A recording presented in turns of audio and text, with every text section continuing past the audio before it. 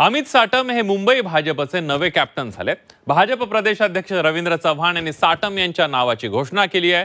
BMC निवडणुकीच्या तोंडावर भाजपने अमित साटम यांच्या रूपाने मराठी कार्ड पुढे केल्याची चर्चा आता सुरू झाली आहे।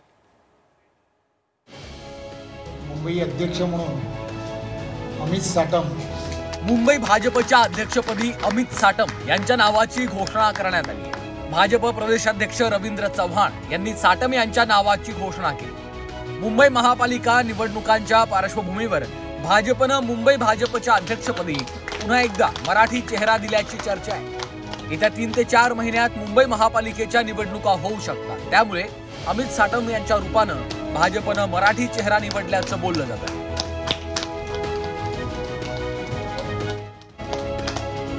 आज मुंबई अध्यक्ष म्हणून अमित साटम यांची निर्णय झालेला आहे। प्रवीण दरेकरांच्या नावाची सुद्धा चर्चा होती, पण अमित साटम यांच्या नावावर अखेर शिक्कामोर्तब झालं।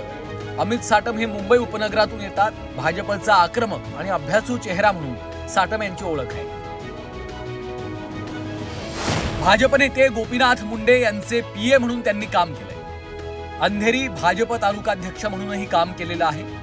मुंबई भाजयुमोचे आधी सरचिटणीस आणि नंतर अध्यक्ष झाले।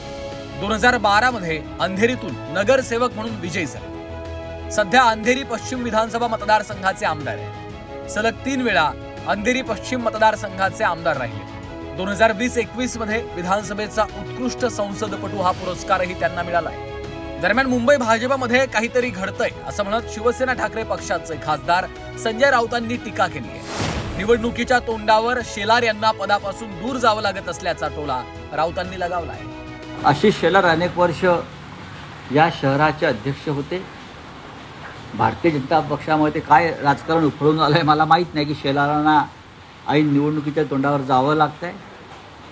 काहीतरी मुंबई भाजपात घडतं एवढंच मी सांगू शकतो। मुख्यमंत्री फडणवीसांनी मात्र शेलार यांच्या मुंबई अध्यक्षपदाच्या काळातल्या कामाचं कौतुक केलं आणि नवनियुक्त मुंबई अध्यक्ष अमित साटम यांचं अभिनंदनही केलंय। आशिषजींकडे मुंबई अध्यक्षपदाची धुरा आली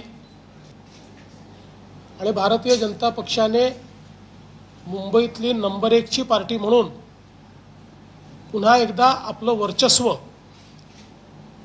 सिद्ध केलं आणि पुन्हा एकदा मुंबई महानगरपालिकेमध्ये महायुतीचीच सत्ता येईल हा विश्वास मला आहे।